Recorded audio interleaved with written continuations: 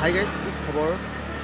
আশা কৰোঁ সকলো ভালেই। ইয়াৰ আমাৰ ছেকেণ্ড গেট বুলি কয় গাইজ, এই জেগাটোত আহিছিলোঁ। কি আছে মই আপোনালোকক দেখাম ফাইনেলি, ঠিক আছে?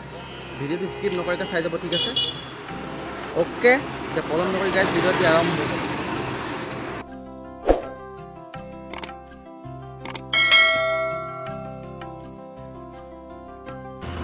হাই গাইজ, মই দেখাই আছোঁ আপোনালোকক এইখন দৰ পৰ্বতীয়া। এইটো এটা আমাৰ মাউণ্ট এণ্ড ৰেইন দৰ পৰ্বতীয়া গাইজ আপোনালোকক দেখাব বিচাৰিছোঁ।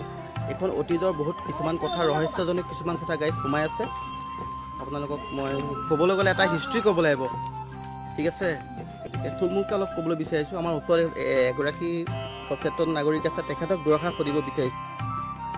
বাইদেউ নমস্কাৰ, পোনপ্ৰথমে আপোনাৰ নামটো জানিব বিচাৰিছোঁ। মোৰ নাম শ্ৰী মল্লিকা দেৱী। মই তেজপুৰ এছ বি গাৰ্লছ কলেজৰ অসমীয়া বিভাগৰ assistant lecturer. Assistant professor, assistant lecturer বুলি নকয় বাৰু। আমি একচুৱেলি আজি ছোৱালীখিনিক লৈ আহিছোঁ, এটা ফিল্ড ষ্টাডিৰ কাৰণে আহিছোঁ। আমাৰ বহুতে মানে ভুল কৰে যে দৰ পৰ্বতীয়া আমাৰ এইখন যিখন শিলৰ গেট, সেইটো মানে ছেকেণ্ড গেট বুলি কয়। আচলতে ছেকেণ্ড গেট বস্তুটো ভুল। যদি ছেকেণ্ড গেট হয় তেন্তে ফাৰ্ষ্ট গেট কোনখন, সেইটো এটা প্ৰশ্ন এটা আহে আচলতে। আচলতে ফাৰ্ষ্ট গেট বুলিলে কিছুমানে কয় যে ইণ্ডিয়া গেটখন ফাৰ্ষ্ট গেট, একচুৱেলি হ'ব নোৱাৰে এইটো কথা কেতিয়াও। এতিয়া আমি সেইকাৰণে ছোৱালীখিনিক আচলতে জনাবৰ কাৰণে লৈ আনিছোঁ। এইটো যিটো কীৰ্তিচিহ্ন, ভাৰতৰ আমাৰ যিমানবোৰ ঐতিহাসিক কীৰ্তিচিহ্ন আছে তাৰ সকলোতকৈ প্ৰাচীন চিহ্ন কিন্তু এইটোৱেই। আৰু এইটো হ'ল গুপ্ত যুগৰ, মই ৰজাজনৰ সেইটো পাহৰিছোঁ বাৰু এতিয়া, গুপ্ত যুগৰ এটা চিন। আৰু এই যিটো শিলৰ যিটো আছিলে হেৰিটো আছে, যিটো আমাৰ ষ্ট্ৰাকচাৰ আছে, সেইটো এটা শিৱ মন্দিৰ, গুপ্ত যুগৰ শিৱ মন্দিৰৰ এটা দুৱাৰৰ আচলতে চৌকাঠ।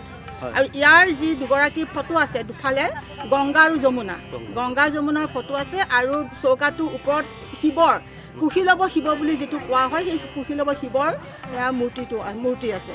আৰু ইয়াক মানুহে ইয়াত বহুত আৱেগ জড়িত হৈ আছে, যে মানুহে ইয়াত চাকি বন্তি জ্বলাই পবিত্ৰভাৱে ইয়াক মানে চোৱা চিতা কৰে। আৰু এইটো এটা আমাৰ তেজপুৰৰ কাৰণে এটা ডাঙৰ কীৰ্তিচিহ্ন আছে। তেজপুৰ আমি গৌৰৱ কৰিব পাৰোঁ, কিন্তু এইটো গোটেই ভাৰতৰ। আৰু সেইকাৰণে ইয়াত আচলতে বহুত দেশী বিদেশী পৰ্যটক কিন্তু আহে। আৰু সেইকাৰণে আমাৰ ছোৱালীখিনিক এইটো বস্তু মানে দেখুৱাবৰ কাৰণে আমি আজি আহিছোঁ। ইমান এইটো গুপ্ত যুগ, একচুৱেলি মই পঢ়ি অহা হ'ল আৰু ভালকে নাই নাই, ব্ৰিটিছৰ দিনৰ নহয় এইটো। এইটো গুপ্ত যুগৰ, গুপ্ত বংশৰ ৰজাসকলৰ, তাৰমানে এইটো আমাৰ কেতিয়া পঞ্চম ষষ্ঠ শতিকাৰ বস্তু, খ্ৰীষ্টীয় পঞ্চম ষষ্ঠ শতিকাৰ এইটো এটা বস্তু। আৰু এইটো মানে শিলৰ যিটো ইয়াৰ ভাস্কৰ্য মানে চাবলগীয়া আচলতে। এইটো ইয়াত তেতিয়াৰ দিনত শিলত কাটি কেনেকৈ মানে বনাইছিল, এইটো এটা কীৰ্তিচিহ্ন। আমাৰ ভাৰতৰ প্ৰথম পুৰণা, তাৰমানে প্ৰথম বুলি মই নকওঁ, পুৰণা। ইয়াৰ আগৰ আৰু আমাৰ চিহ্ন একো নাই। এইটো সঁচাকৈ একেবাৰে শিৱ মন্দিৰৰ এটা চৌকাঠ, মন্দিৰৰ দুৱাৰৰ চৌকাঠ আচলতে। এতিয়া আমি ধৰক ফাইনেলি ঘৰত যিটো আমি ইটা ব্যৱহাৰ কৰোঁ, সেইটো ইটা নহয়, এইটো বৰ্তমান ইটা, তাৰ ইটা 4টা হ'ব। চেপেটা বহল ইয়াৰ। সেইটো মানে আগৰ দিনত মই এটা আপোনাক ক'ব বিচাৰিছোঁ, আগৰ দিনত মানুহে আপোনাৰ চিমেণ্ট ব্যৱহাৰ নকৰে, আপোনাৰ মাটিমাহ ব্যৱহাৰ কৰে, আপোনাৰ হাঁহৰ ডিম ব্যৱহাৰ কৰে, বৰা চাউল এইবোৰ ব্যৱহাৰ। ৰংঘৰ কাৰেংঘৰ আচলতে তেতিয়াৰ দিনত এইটোৱেই আছে। আৰু এনেকুৱাবিলাকৰ কাৰণে মানুহ কিছুমান নিয়োগ কৰিছিল ৰজা মহাৰাজাসকলে। আৰু এই যে ইয়াৰ যিটো ইটাৰ চিহ্ন, এই ইটাৰ কিন্তু আমাৰ এই পৰ্বতীয়া অঞ্চলত কিন্তু য'ত ত'ত মাটিত খান্দিলে কিন্তু তেনেকুৱা ইটা এতিয়াও পোৱা যায় দেই, এতিয়াও আছে। কিন্তু মাটিত খান্দিলে কিন্তু এইটো ইটা পায়।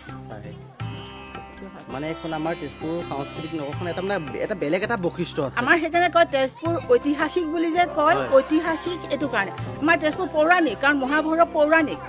এই দৰ পৰ্বতীয়া গেট হ'ল ঐতিহাসিক। বাকীটো আমাৰ জ্যোতি বিষ্ণু ফণি আছে সাংস্কৃতিক, আমাৰ আধুনিক যুগৰ। গতিকে আমি তেজপুৰ আমি গৌৰৱ কৰিব পাৰোঁ। কয় তেজপুৰখনতো চাবলগীয়া জেগা একো নাই বুলি কয়, আপুনি সেই তেখেতসকলক কি অনুৰোধ জনাব যে তেজপুৰখনৰ প্ৰথমতে আহক আৰু অধ্যয়ন কৰি আহক। অধ্যয়ন কৰি পোনপ্ৰথমে তেওঁলোকে এই স্থান দৰ্শন কৰক। তাৰপিছত কিয় নাই, বাপুৰে মহাভৈৰৱ আছে, ভৈৰৱী মন্দিৰ আছে, বামুণী পাহাৰ আছে, য'ত কয় যে তেজপুৰৰ শিলে কথা কয়, শিলে কথা কোৱা তেজপুৰ। আৰু বাপুৰে নাই, বহুত আছে। আপোনাক ভাল লাগিলে, আপোনাৰ সুস্বাস্থ্য দীৰ্ঘায়ু কামনা কৰিলে, ঠিক আছে? বহুত বহুত ধন্যবাদ দেই। এতিয়া মই অকণমান আগবাঢ়ি যাওঁ।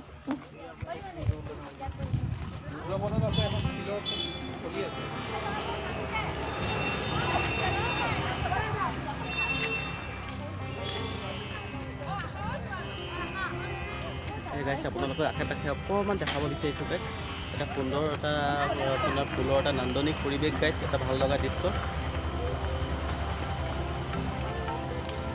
মন্দিৰ সন্মুখত বহি আছে বহি থাকা তোমালোকৰ hi hello' hello' hello' hello' hello' hello' hello' hello' hello'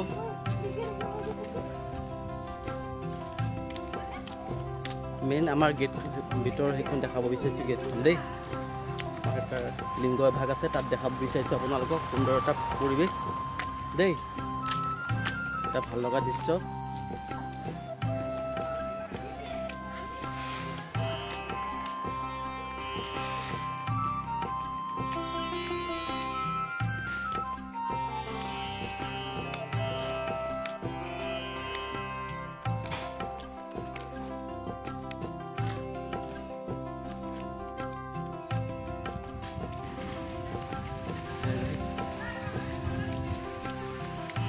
সুন্দৰ এটা দৃশ্য দেই গাইছ আশে পাশে বহুত ধুনীয়া এটা পৰিৱেশ আছে আৰু ইয়াত বহুত ৰজা মহাৰজা অতীজৰ বহুত কিছুমান কথা সোমাই আছিল আমাৰ বাইদেউগৰাকী যি কথা ক'লে সেইখিনিয়ে সত্য ঠিক আছে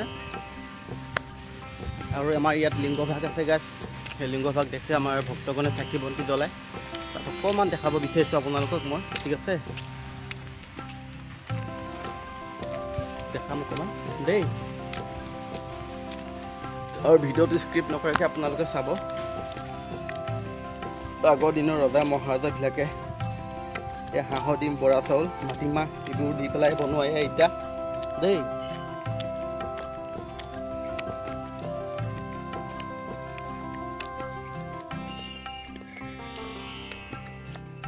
ভাল লগা দৃশ্য দেই গাইছ সুন্দৰ এটা নান্দনিক পৰিৱেশ আশে পাশে আপোনালোকক দেখাইছোঁ সুন্দৰ এটি নান্দনিক পৰিৱেশ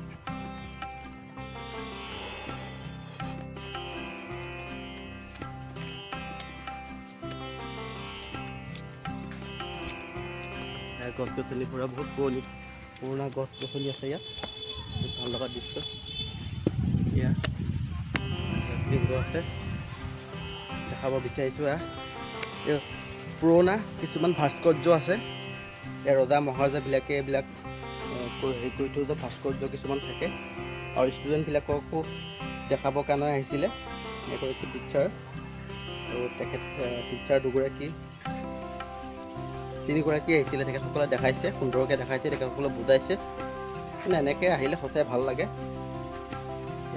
দেখাইছোঁ গাইছ সুন্দৰ সুন্দৰ সুন্দৰ বহুত সুন্দৰ পৰিৱেশ দেই এনেকুৱা জেগাত এবাৰ আহিলে নেক্সট আকৌ আহোঁ লাগে বহুত ভাল লগা ৰূপসুন বিন্দুৱাৰ শিলৰ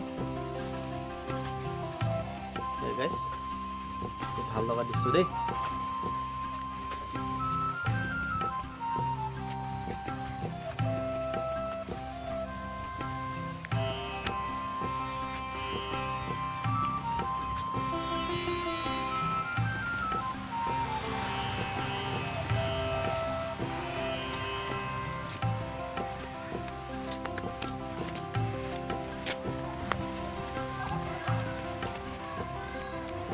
কাম কৰা মানুহ লাগি আছে দাদাহঁতে লাগি আছে কাম কৰি আছে বহুত ভাল লগা দৃশ্য দেই আশে পাশে বহুত সুন্দৰ সুন্দৰ সুন্দৰ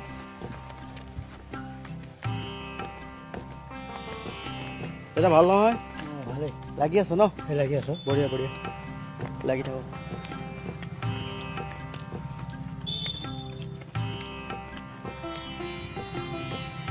গাইছ